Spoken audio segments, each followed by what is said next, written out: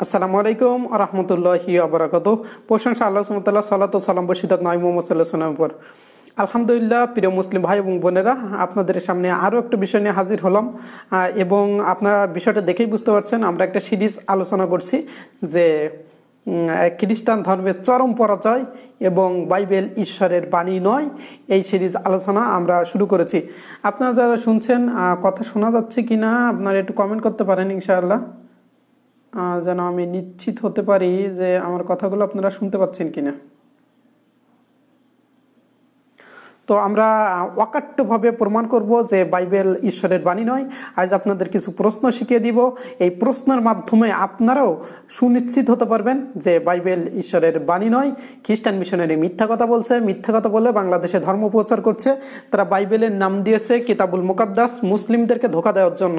যদি বলা হতো বাইবেল তাহলে মুসলিমরা বুঝে ফেলতো এটা বাইবেল, তাই তারা ধোঁকা দিয়ে মুসলিমদের কাছে ধোঁকা দেওয়ার জন্য কিতাবুল মুকাদ্দাস বলছে, বাইবেল বলছে না। আমাদের প্রশ্ন বাইবেলে কি কোথাও বলা আছে যে কিতাবুল মুকাদ্দাস নামে বাইবেলকে ডাকতে হবে বা বাইবেলকে কিতাবুল মুকাদ্দাস হিসেবে পরিচয় করাতে হবে? পরিষ্কার কথা, খ্রিস্টান মিশনারি মিথ্যাচার করছে এবং তারা এই মিথ্যা কথা বলে বাংলাদেশে ধর্ম প্রচার করছে। তাদের এই মিথ্যার মুখোশ উন্মোচন করার জন্য আমরা লাইভ আলোচনা করছি এবং আমরা ধারাবাহিক আলোচনাই শুরু করেছি। আজ আপনাদের কিছু বিষয় শিখিয়ে দিব যে কোনো জায়গায় যেন খ্রিস্টান মিশনারিকে আপনারা প্রতিহত করতে পারেন, তাদেরকে প্রশ্ন করতে পারেন। খ্রিস্টানরা পরিষ্কার আমাকে বলেছে, খ্রিস্টান মিশনারি সরাসরি আমাকে বলেছে যে মসজিদে নাকি তাদের ইসাই মুসলিম আছে, মসজিদগুলোতে নাকি তারা দখল করছে এবং তারা তাদের অনুসারী পাঠাচ্ছে মসজিদে। তারা মুসলিমদের ভিতরে থাকবে, মুসলিমদের তথ্য জানবে, তারপর তাদের কাছে ফাঁস করবে। তো এই বিষয়গুলো যেন আমরা মুসলিম ভাই বোনদেরকে বোঝাতে পারি, সত্য সঠিক দিন সম্পর্কে আমরা যেন বলতে পারি। বাংলাদেশ সংবিধানে ৩য় ধারার ৪১ নম্বর পদে ৪১ নম্বর আর্টিকেলে বলা হয়েছে প্রত্যেকে তার ধর্ম প্রসার প্রতিষ্ঠা করতে পারবে। তো সেই লক্ষ্যে আমরা কথা বলছি যে খ্রিস্টানরা তাদের ধর্ম প্রচার করতে পারে, কিন্তু মিথ্যা কথা বলা উচিত নয়। আমরা তাদের মিথ্যা এবং ভুল তথ্যকে নিয়ে কথা বলছি, ভিন্ন কিছু নয়। তাহলে আমরা প্রমাণ করব যে বাইবেল ঈশ্বরের বাণী না। আজ কিছু প্রশ্ন ছড়ে দেব, এই প্রশ্নের মাধ্যমে একদম নিশ্চিত হবে যে বাইবেল ঈশ্বরের বাণী নয়। আপনাদের আপনারা ভিডিওটা বেশি বেশি শেয়ার করতে পারেন যেন সব মুসলিম ভাই বোনদের কাছে আমরা এই সন্দেহ সংশয় দূর করতে পারি। এবং আমার আইডি আমার পেজ অলরেডি রিপোর্টে আছে, আমার আইডি দিয়ে লাইভ করতে পারছি না। তো সেজন্য আপনারা উপরে দেখেন একটা লিঙ্ক দেওয়া আছে আমার ইউটিউব চ্যানেলের, আপনারা সাবস্ক্রাইব করে রাখতে পারেন। এরপর যদি ফেসবুকে কোনো প্রবলেম হয় সেক্ষেত্রে আমরা ইউটিউবে লাইভ করব এবং সেখান থেকে আপনারা দেখতে পাবেন ইনশাল্লাহ। এবং আমাদের আরেকটা ঈমান সিরিজ আলোচনা শুরু হয়েছে, যার প্রধান উদ্দেশ্য হলো মুসলিমদের সন্দেহ সংশয় দূর করা এবং নাস্তিকতা আমাদের যে সংশয় তৈরি করেছে সেগুলোর ভিতর থেকে মুসলিমরা যেন বের হতে পারে। আপনারা এটাও দেখতে পারেন। তো আমি উপরে লিঙ্ক দিয়ে দিচ্ছি, এখানে লিঙ্ক থেকে সব বিষয়গুলো পাবেন। তা আসুন আমরা আমাদের প্রশ্নগুলো শুরু করি এবং আপনাদেরকে শিখিয়ে দিচ্ছি কিভাবে খ্রিস্টান মিশনারিকে প্রশ্ন করবেন। ১ নম্বর পয়েন্ট, তাদেরকে বলবেন যে পবিত্র আত্মার সংজ্ঞা দিন এবং পবিত্র আত্মার কি কি বৈশিষ্ট্য আছে এটা আমাদেরকে বলুন। খ্রিস্টানদের বলবেন যে আপনারা যে পবিত্র আত্মার প্রচার করছেন, পবিত্র আত্মার সংজ্ঞা কি, পবিত্র আত্মার বৈশিষ্ট্য কি, এটা আমাদেরকে বলবেন। ২ নম্বর বিষয়, তাদেরকে বলবেন যে ঈশ্বরের সংজ্ঞা কি এবং ঈশ্বরের বৈশিষ্ট্য আমাদেরকে বলেন। আমরা যেমন সূরা ইখলাসের কথা বলি, কোরআনে সূরা ১১২ নম্বর সূরার কথা বলি, সূরা ইখলাস, সেখানে আমরা ঈশ্বরের সংজ্ঞা এবং বৈশিষ্ট্য বলি।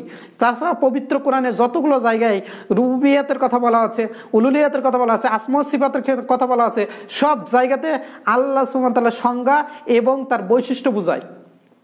তাহলে আমরা খ্রিস্টানদের কাছে প্রশ্ন করব যে আপনাদের ঈশ্বরের সংজ্ঞা কি, আপনাদের ঈশ্বরের বৈশিষ্ট্য কি, সেটা আমাদের সাথে বলুন। কারণ হলো পবিত্র আত্মাকে তারা ঈশ্বর মনে করে। এখন পবিত্র আত্মাকে যেন তারা ঈশ্বর না বানাতে পারে, তাই পরিষ্কার প্রশ্ন যে ঈশ্বর এবং পবিত্র আত্মার বৈশিষ্ট্যগুলো আলাদা। তাদেরকে জিজ্ঞেস করুন মানুষের সংজ্ঞা কি, মানুষের বৈশিষ্ট্য কি। তাহলে পরিষ্কার কথা, আমরা তাদেরকে জিজ্ঞাসা করব মানুষের সংজ্ঞা কি, মানুষের বৈশিষ্ট্য কি। তারা এই প্রশ্নের উত্তরগুলো দিতে পারবে না। এটা নিশ্চিত করে যে খ্রিস্টানিটি ভুল, ঠিক না। এরপর আমরা বলবো যে আপনার যে দাবিগুলো আছে, তারা যতগুলো দাবি করবে প্রত্যেকটা দাবি বলবেন বাইবেল থেকে দেখান, বাইবেল থেকে দেখান। এখানে বাইবেল আছে দেখেন, আপনারা বলবেন যে এই প্রমাণগুলো বাইবেল থেকে দেখান, এটার নাম বাইবেল। তো দেখেন আপনার পবিত্র বাইবেল মোবাইলে উল্টা দেখা যায় লাইভ করার সময়। তো আপনারা তাদেরকে জিজ্ঞেস করবেন যে আপনারা যাই বলেন সেটা বাইবেল থেকে দেখান। যিশু ঈশ্বর বাইবেলে কোথায় লেখা আছে দেখান, যিশু পবিত্র আত্মার অংশ বাইবেলে কোথায় আছে দেখান। আপনারা তাকে প্রশ্ন করবেন যিশু ঈশ্বরের অংশ কোথায় আছে দেখান, যিশু ক্রুশবিদ্ধ হয়েছে, কোথায় এসে দেখেন যিশু মানে এবার যিশু ঈশ্বরের পুত্র, একজাত পুত্র, একমাত্র পুত্র কোথায় আছে সেটা দেখান। প্রশ্ন করবেন বাইবেল থেকে দেখান, বাইবেল থেকে দেখান, বাইবেলে কোথায় আছে? আপনাদের কথা, আপনাদের সোর্স তো বাইবেল, আমাদের সোর্স কোরআন সুন্নাহ। আমাদের কাছে কোনো প্রশ্ন করলে কোরআন এবং সুন্নাহ থেকে দেখাবো, নবী মুহাম্মদ সাল্লাল্লাহু আলাইহি ওয়াসাল্লামের কথা দেখাবো। ঠিক তেমনি ভাবে আপনারা তাদেরকে বারবার বলবেন বাইবেলের এক্সাক্ট কোটেশন বলেন। তারা বলছে যিশু 100% মানুষ, 100% ঈশ্বর। আমরা বলবো বাইবেল থেকে দেখান, বাইবেল থেকে দেখান। তাদেরকে প্রশ্ন করবেন বাইবেল থেকে দেখাতে, যে বাইবেলে কোন ভার্সে বলা হয়েছে। এরপর 4 নম্বর পয়েন্ট, তাদেরকে বলবেন যে যিশু যে ঈশ্বর হিসেবে পৃথিবীতে আসছেন, এটা বাইবেলে কোন পদে বলা হয়েছে, কোন ভার্সে বলা হয়েছে দেখেন আমাদেরকে। মানুষ হিসেবে যিশু যে ঈশ্বর হিসেবে পৃথিবীতে আসবেন, এই প্রমাণগুলো আমাদের দেন। এই প্রমাণগুলো আপনারা দেখতে চাইবেন যে কোথায় বাইবেলে এটা বলা হয়েছে। এরপর মানে যিশু এবং ঈশ্বরের মধ্যে পার্থক্য কি তাদের কাছে জানতে চান, যিশু এবং ঈশ্বরের মধ্যে পার্থক্যগুলো কি কি তাদেরকে জিজ্ঞাসা করুন। যিশু কি কি জানতেন না তাদেরকে জিজ্ঞেস করুন। 6 নম্বর পয়েন্ট, তাদেরকে জিজ্ঞেস করুন যে যিশু কি কি জানতেন না। এই প্রশ্নগুলো থেকে আপনি আরো প্রশ্ন তৈরি করতে পারবেন। তাদেরকে জিজ্ঞাসা করুন যে যিশু কি কি জানতো না।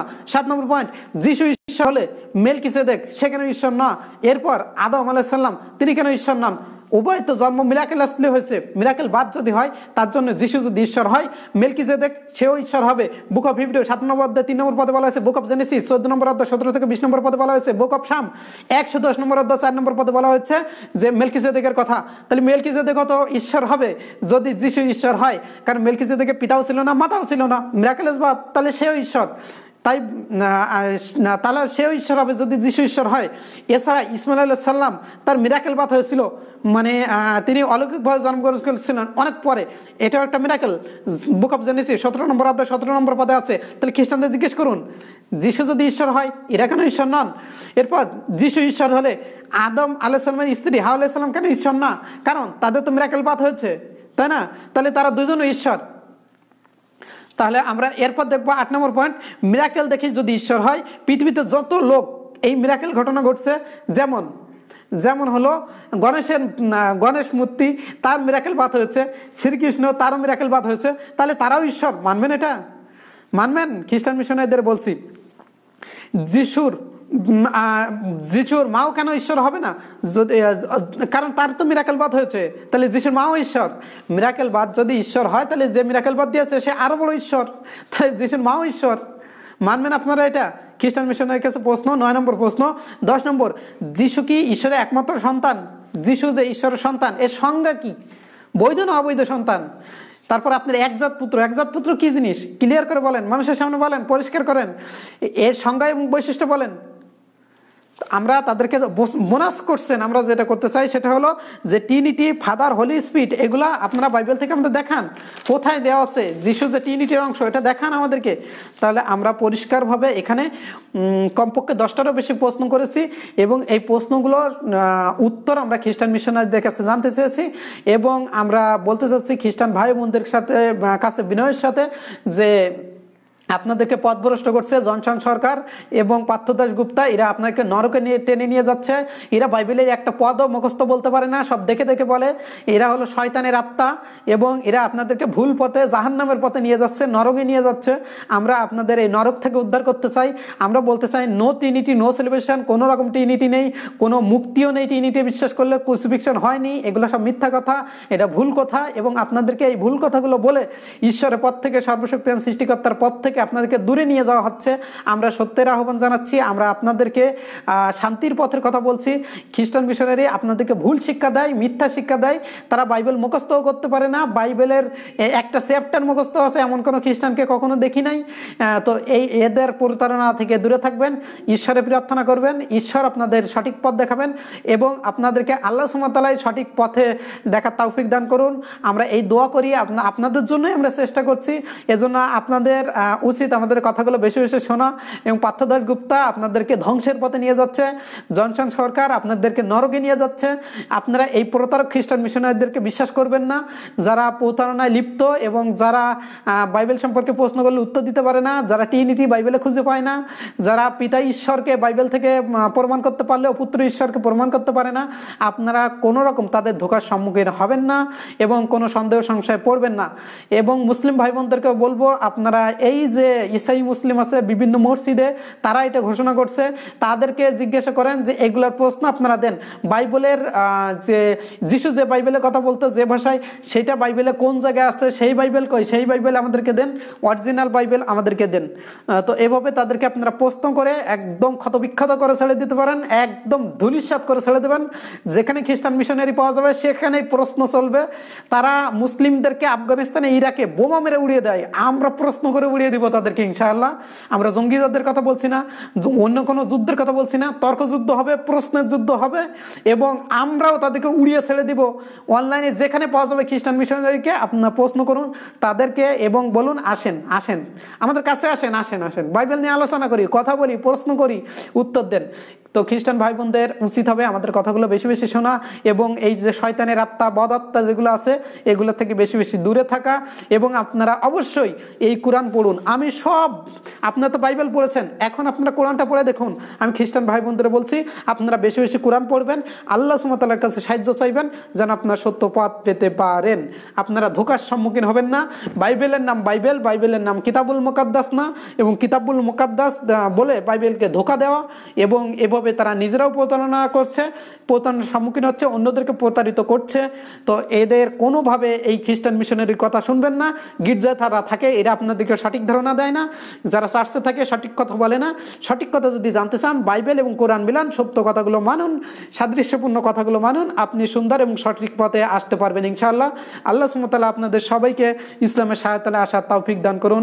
আমা তৌফিক ইল্লা বিল্লাহ। আসসালামু আলাইকুম রাহমাতুল্লাহি ওয়া বারাকাতুহু।